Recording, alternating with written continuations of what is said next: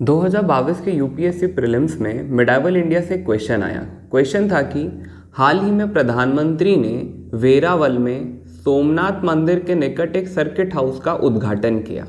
सोमनाथ मंदिर के बारे में निम्नलिखित कथनों में से कौन सा सही है? तो बेसिकली बात हो रही है सोमनाथ के मंदिर की। उसके बारे में 3 स्टेटमेंट दिए थे। पहला स्टेटमेंट था सोमनाथ मंदिर ज्योतिर्लिंग देव मंदिरों में से एक है। अगला स्टेटमेंट था अलबरूनी ने सोमनाथ मंदिर का वर्णन किया है। और अगला स्टेटमेंट था कि सोमनाथ मंदिर की प्राण प्रतिष्ठा राष्ट्रपति एस राधाकृष्णन द्वारा की गई थी। तो नीचे दिए गए कूट का प्रयोग करके सही उत्तर का चुनाव कीजिए बोला है। तो हमें ये बताना है कि ये तीनों जो कथन है इनमें से कौन से कथन सही हैं। ठीक है, तो कूट ये कि 1 and 2, 2 and 3, 1, 3 and 1, 2, 3। तो ये हमें इनका चुनाव करना है। अब सबसे पहले बात तो ये आती है कि सोमनाथ मंदिर आखिर है कहाँ। जब सोमनाथ मंदिर की बात करते हैं तो ये जो सोमनाथ मंदिर है ये हमें गुजरात में देखने को मिलता है, पश्चिमी तट पर। गुजरात में है सोमनाथ का मंदिर। ये जो मंदिर है, अब देखो मंदिर है तो मंदिर निर्माण की कुछ शैलियों के बारे में हमने आर्ट एंड कल्चर में पढ़ा होगा। तो मंदिर निर्माण की 3 टाइप की शैली होती है। एक होती है नागर शैली। नागर शैली के मंदिर आपको उत्तर भारत में देखने को मिलते हैं, जबकि द्रविड़ शैली जो है उसके मंदिर दक्षिण भारत में देखने को मिलते हैं। और इस नागर शैली और द्रविड़ शैली का मिश्रण वाली एक मिश्रित शैली है, जिसे मिश्रित शैली या वैशार शैली के रूप में जाना जाता है। इसके मंदिर आपको गुजरात हो गया, उड़ीसा हो गया, कर्नाटक के ऊपरी भाग हो गए, इन क्षेत्रों में इस टाइप के मंदिर आपको देखने को मिलेंगे वैशार शैली के। तो वैशार शैली की भी एक उपशैली है जिसका नाम है चालुक्य शैली।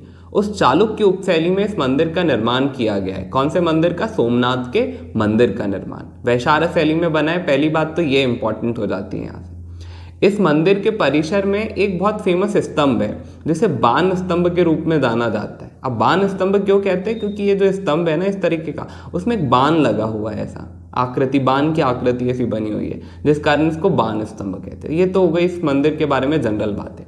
अब सबसे पहले बात यह आती है कि क्या ये ज्योतिर्लिंग देव मंदिरों में से एक है? बिल्कुल है। देखो 12 ज्योतिर्लिंग बहुत फेमस है हमारे। उन 12 ज्योतिर्लिंगों में से एक सोमनाथ भी है। जैसे बाकी के कौन से हैं, तो एक तो हो जाएगा हमारा केदारनाथ, एक हो जाएगा काशी विश्वनाथ, एक वैद्यनाथ सुना होगा, महाकालेश्वर का नाम सुने होंगे, ओमकारेश्वर का सुने होंगे। इस तरीके से जो हमारे 12 ज्योतिर्लिंग है उनमें से एक जो है सोमनाथ भी है। इवन सोमनाथ का वर्णन ऋग्वेद में भी देखने को मिलता है। जो सोमनाथ मंदिर है उसका उल्लेख ऋग्वेद में भी देखने को मिलता है। अब खासियत क्या थी इन मंदिरों की कि मिडाइवल इंडिया की जब शुरुआत हो रही है, मतलब ये 900 से 900 एडी के आसपास का जो टाइम है, इससे 1200 एडी ये वाला जो शुरुआती टाइम है, इसमें भारत जो है यहाँ पे सामंतवाद चल रहा है, सामंतवाद का दौर चल रहा है। और जो सामंतवाद का दौर था, इस दौर में जो धन संपदा हुआ करती थी वो मंदिरों में हुआ करती थी। मंदिर इस धन संपदा के केंद्र हुआ करते थे, जिस कारण क्या था कि जो पैसा हुआ करता था, जो धन संपत्ति हुआ करती थी, वो मंदिर में रखे जाते थे। मंदिर इसके केंद्र थे। तो जब कोई भी अरबी या तुर्की आक्रमणकारी भारत पर आक्रमण करता था तो वह आक्रमण करने के बाद में क्या करता था, इन मंदिरों को लूटा करता था, क्योंकि संपदा तो यही थी। तो इनके द्वारा इन मंदिरों को लूटा जाता था। इसी क्रम में सोमनाथ का जो मंदिर था उसको भी कई बार लूटा गया। इस मंदिर को कई बार लूटा गया, कई बार इसे तोड़ा गया और कई बार इसका पुनर्निर्माण भी कराया गया। इसी क्रम में एक बार क्या होता है कि 1024 एडी में एक गजनी का शासक था जिसका नाम था महमूद गजनी। इस महमूद गजनी ने भारत पर यूं तो 17 बार आक्रमण करे, पर 1024 में इसने गुजरात पर हमला किया। जिस समय यहाँ का शासक जो है भीम प्रथम था, जो कि चालुक्य शासक था। महमूद गजनी के द्वारा भीम प्रथम को इस युद्ध में हराया जाता है और हराने के बाद में जो है सोमनाथ का मंदिर लूट कर वो ले जाता है। यहाँ से अतः धन संपदा जो है लेकर मोहम्मद गजनी जो है वो जाता है। अब मोहम्मद गजनी की खासियत क्या थी ना, कि जब वो आता था तो उसके साथ में वो कुछ राइटर लेके आया था। उन्हीं में से एक राइटर का नाम था अलबरूनी। तो अलबरूनी को जब ये लेकर आया तो अलबरूनी जो है वो क्या करता था, महमूद गजनी के जो इन्वेजन्स हुआ करते थे उनका वर्णन किया करता था। तो इसी में उसने सोमनाथ मंदिर वाला भी वर्णन किया हुआ है। तो सोमनाथ मंदिर जो है इसका वर्णन भी अलबरूनी के लेखों में हमें देखने को मिलता है। तो पहला स्टेटमेंट भी सही है, दूसरा स्टेटमेंट भी सही है। अब अलबरूनी ने भी इसका वर्णन किया है, कई बार इसको तोड़ा गया, कई बार बनाया गया। अभी वर्तमान का जो मंदिर है, इसके पहले एक बार इंदौर की जो महारानी थी अहिल्याबाई होलकर, उनके द्वारा भी सोमनाथ मंदिर को बनवाया गया था। और अभी वर्तमान वाला जो मंदिर है उसका पुनर्निर्माण जो है वो 1950 के दशक में हुआ। एक बार सरदार पटेल जो तात्कालिक गृह मंत्री थे, वो जूनागढ़ के दौरे पर गए हुए थे और वहाँ पर उन्होंने देखा कि मंदिर की हालत बहुत खराब स्थिति में, तो उनने जो है इसके पुनर्निर्माण करवाने का कार्य जो है वो शुरू करवाया था।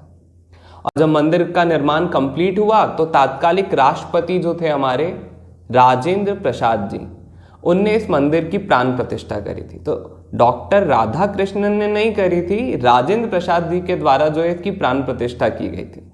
अब चूंकि राजेंद्र प्रसाद जी एक संवैधानिक पद पे थे, राष्ट्रपति के पद पे थे, और वो प्राण प्रतिष्ठा करने गए, किसी धार्मिक कार्यक्रम में शामिल होने गए, इस कारण पंडित जवाहरलाल नेहरू ने जो है इनके ऊपर व्यंग्य करते हुए इसे हिंदू पुनरुत्थानवाद भी कहा था, क्योंकि उनका मानना था कि भारत एक पंथ निरपेक्ष राष्ट्र है और ऐसे में संवैधानिक पद पर आसीन किसी भी व्यक्ति को किसी धर्म विशेष के कार्यक्रम में शामिल नहीं होना चाहिए।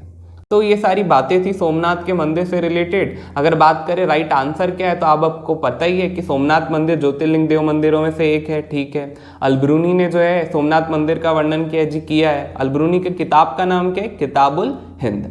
और सोमनाथ मंदिर की प्राण प्रतिष्ठा जो है वो राजेंद्र प्रसाद के टाइम हुई थी, ना कि राधा कृष्णन के टाइम, ठीक है। तो राइट आंसर क्या हो जाएगा? 1 और 2 सही है, तो ए जो है वो राइट आंसर हो गया।